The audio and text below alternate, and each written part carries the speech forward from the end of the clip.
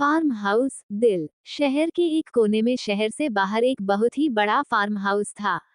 उसी farm house में हर तरफ बॉडी तैनात थे और उस फार्म हाउस के अंदर बहुत सारी कार्स पड़ी हुई थी और इस फार्म हाउस के चारों तरफ बॉडीगार्ड लग पहरा दे रहे थे। वो सब बॉडीगार्ड ब्लैक कलर के कपड़ों पहने हुए ही खड़े थे और उन सब बॉडीगार्ड के कपड़ों पर एक लोगो लगा हुआ था, जिससे उसकी पहचान हो रही थी कि वह किसके आदमी है। सब बॉडीगार्ड सतर्क होकर चारों तरफ अपनी निगरानी कर रहे थे। वहीं इस फार्म हाउस के अंदर एक बार बना हुआ था और उस बार में एक लड़की किसी लड़के के बाहों में बैठी हुई थी और वह अपनी अदाओं की झाल से ही उस लड़के के चेहरे पर हाथ फेरते हुए ही बोल रही थी, बेबी अब कितना पियोगे, अब चलो ना कमरे में चलते हैं, कितना वेट करवाओगे मुझे, अब मुझसे रहा नहीं जाता। इतना बोलते हुए वह लड़की उस लड़के के शर्ट के बटन खोलने लगती है। वही वह लड़का उस लड़की के जिस्म पर हाथ फेराते हुए ही बोला, अंडस्को अंडस्को अंडस्को, मुझे भी वेट नहीं हो रहा, लेकिन सब्र का फल मीठा होता है डार्लिंग। इतना बोलते हुए वह उसे लड़की के जिस्म पर हाथ फेरने लगता है और साथ में उसकी कमर को भी मसल रहा था। वही वह लड़की भी उसकी बाहों में मछली की तरह ही तड़प रही थी और वह लड़की उस लड़के के शर्ट के बटन खोलते हुए ही उसके गले पर और उसके सीने पर किस करने लगती है। वही वह लड़का अभी भी ड्रिंक कर रहा था और वह लड़का शराब पीते हुए ही उस लड़की के पीठ पर हाथ चला रहा था और वो थोड़ी देर ऐसे ही वो ड्रिंक करते हैं। उन दोनों ने बहुत सारे ड्रिंक कर ली थी, लेकिन फिर भी वह लड़का अभी भी शराब पी रहा था। फिर आखिरी घूंट शराब का पीने के बाद वह लड़का उस लड़की को गोद में उठाते हुए ही बोला, चलो स्वीटहार्ट, अब तुमसे रहा नहीं चाह रहा ना, चलो तुम्हें दर्द का एहसास कराता हूँ आज। आज रात तुम मुझे जेल नहीं पाओगी, लेकिन तुम्हें मुझे खेलने ही होगा।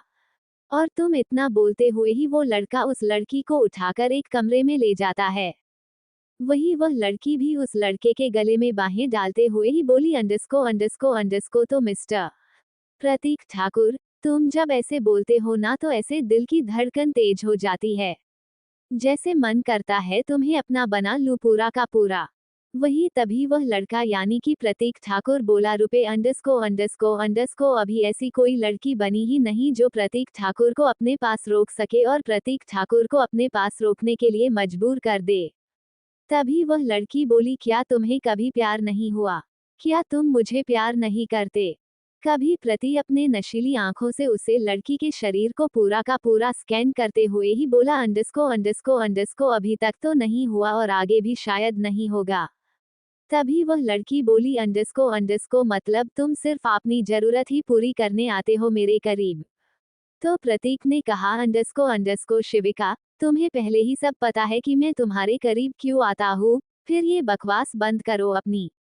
तभी शिविका एक डेविल स्माइल करते हुए ही बोली, अंडस्को एक बात बोलूं प्रतीक, ये तुम्हारी गलतफहमी है, जब तुम्हें प्यार होगा तुम्हें खुद भी पता नहीं चलेगा और तुम खुद ब खुद उस लड़की के होते चले जाओगे।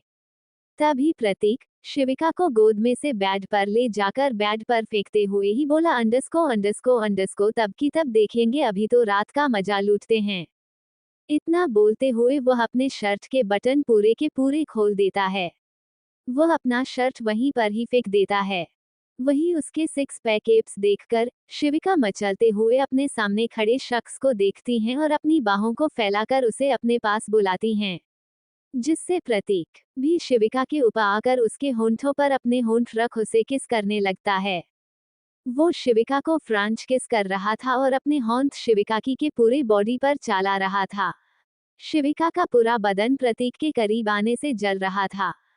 प्रतीक शिविका के होंठों से नीचे सरक कर उसके कॉलर बोन और उसके गर्दन पर अपने होंठ चलाने लगा। कुछ देर ऐसा करने से शिविका मचलते हुए अपना चेहरा इधर उधर कर रही थी।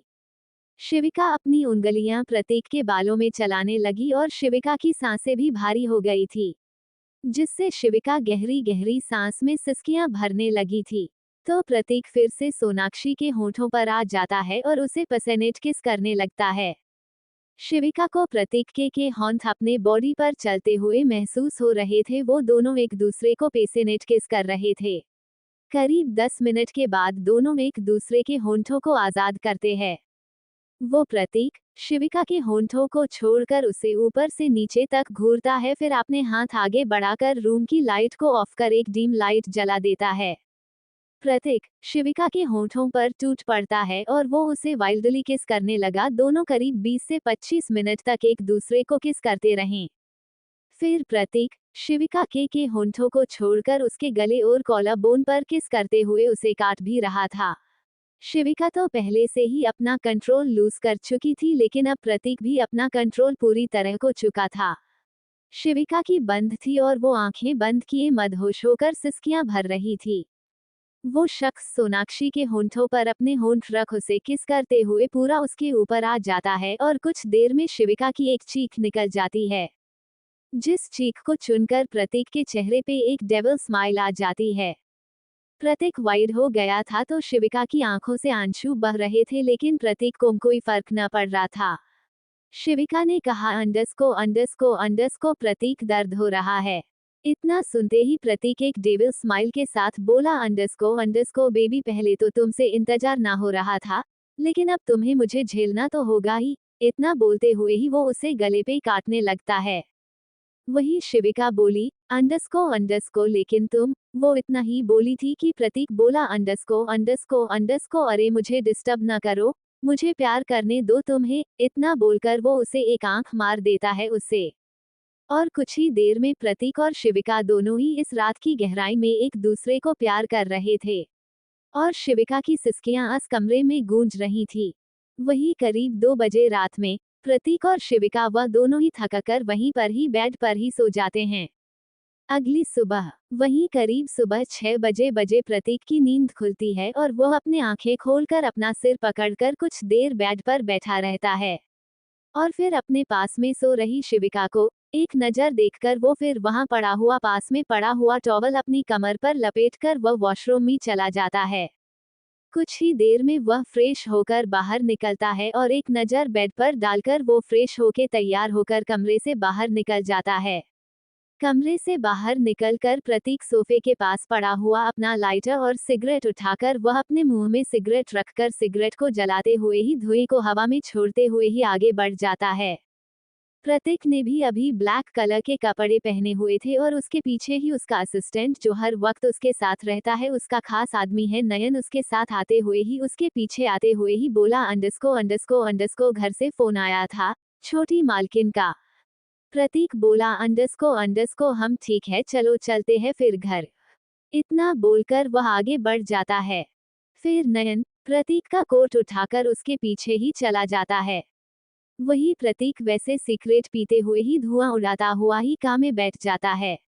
वो उसके कार में बैठते ही नयन आगे वाली सीट पर बैठ जाता है और ड्राइवर कार स्टार्ट करता है। उसके पीछे ही सारे बॉडीगार्ड जो वहां खड़े थे वह सब लोग भी अपनी कार्स में बैठ जाते हैं और उनकी ब्लैक कार्स जिस पर भी एक लोगो लगा हुआ था, वो सब कार्स एक साथ भी तेज रफ्तार के साथ फार्मा हाउस से बाहर निकलती है और एक साथ सड़क पर हवा से भी तेज रफ्तार के साथ दौड़ने लगते हैं।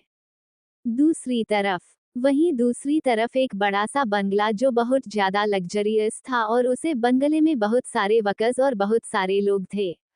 तभी उसी बंगले के एक कमरे का दरवाजा एक लड़की धीरे से खोलती है और फिर वह अपनी नज़र चारों तरफ दौड़ते हुए ही उस कमरे के अंदर जाती है, लेकिन उसे कोई नजर नहीं आता तो वह दरवाजा वैसे ही बंद करके उस कमरे में हर जगह झांकने लगती हैं और वह इधर उधर अभी देख ही रही थी कि तभी कोई पीछे से आकर उसे बाहों में भर लेता है और वो लड़की एकदम से ही चौंक जाती है। वही वो लड़का उस लड़की की कमर पर हाथ रखता है और उसे पीछे से ही अपनी बाहों में भरते हुए ही बोला अंडरस्को क्या हुआ मेरी होने वाली वाइफी अंडरस्को, अपने होने वाले पति के कमरे में ताका झांकी कर रही हो। वही वह लड़की एकदम चौंक जाती है और वह अपनी आंखें कस के बंद करते हुए ही बोली अंडरस्को तुमने शर्ट क्यों नहीं पहनी? पहले शर्ट पहनो और फिर इधर आना जाओ। वही वो लड़का अभी वॉशरूम से नहाकर ही निकला था। वही वो लड़की इतना बोलकर वह अपनी आंखों पर हाथ रख लेती है। तभी वह लड़का बोला अंडरस्को अरे अभी इतना भी शर्माने की क्या बात है? अब हमारे बीच अभी जो पर्दा है, जो दूरियां हैं, वह बस कुछ दिन में हटने वाली है। वही इतना सुनते ही वह लड़की बोली अंडरस्को मुझे पता है 2 दिन बाद हमारी शादी है, लेकिन अभी वह सब कुछ छोड़ो और अपने शर्ट पहन कर आओ। जाओ ना, शक्ति शर्ट पहन कर आओ। वही वह लड़का Shakti Singh Rathore, height 6-2 inch, perfect height, body, perfect beard, गुलाबी से होंठ और एकदम हैंडसम सा लड़का, कातिलाना आंखें। शक्ति सिंह राठौर। वो उस लड़की को अपनी बाहों में भरे हुए ही बोला अंडरस्को लेकिन माई वुड बी वाइफी, फायर एक बार मुझे देखो तो सही, मैं कितना हैंडसम लग रहा हूँ। वही अभी शक्ति अंडरस्को इतना बोला ही था कि तभी वह लड़की उसके पेट में कोनी मारते हुए ही बोली अंडरस्को, अरे दूर हटो मुझसे बेशर्म लड़के। तभी शक्ति हंसते हुए ही 2 कदम दूर ही जाता है और बोला अंडरस्को, जन्नत तुम भी ना कितना शर्माती हो। पता नहीं तुम्हारा क्या ही होगा जब मैं तुम्हारे करीब आऊंगा, जब हम दोनों उस रात को अंडरस्को वो इतना ही बोला था कि तभी जन्नत, अस लड़की जिसका नाम जन्नत था, वह आगे बढ़कर उसके मुंह पर हाथ रखते हुए ही बोली अंडरस्को, बेशर्म कहीं के बेवकूफ, पहले कपड़े पहनो वरना तुम्हारी बैंड बजा दूंगी मैं। इतना बोलते हुए ही वह उसे बिना देखे ही मुस्कुराए हुए ही वहां से भागते हुए ही उसे कमरे से बाहर निकल जाती है। वही शक्ति हंसते हुए ही बोला अंडरस्को, अरे जन्नत मेरी बात तो सुनो, और भी मैं कुछ कहने वाला था। वही जन्नत भागते हुए बोली अंडरस्को, तुमसे बात करना ही बेकार है। बेशर्म इंसान, अंडरस्को भाड़ में जाओ तुम, मुझे कुछ ना सुनना। इतना बोलते हुए ही वह कमरे से चली गई। वहीं शक्ति बस उसे जाते हुए देखकर हंस रहा था। उसको जन्नत की शक्ल देखकर हैडी आ रही थी कि कैसे जन्नत के चेहरे पे 12 बजे हुए थे उसे शर्टलेस देखकर। वही फिर शक्ति जाकर आईने के सामने तैयार होता है। और शक्ति भी कमाल का बंदा था, वो भी हॉट और हैंडसम था, और उसका वो कातिलाना अंदाज जिस पर लड़कियां मर मिटती थी उस पे। लेकिन शक्ति सिर्फ जन्नत पर मर मिटता था। वो प्यार करता था जन्नत से अंडरस्को, बेपनाह प्यार। अंडरस्को। तो अब क्या होगा आगे जानने के लिए सुनते रहिए और मेरी चैनल को जल्दी से सब्सक्राइब कर लीजिए प्लीज।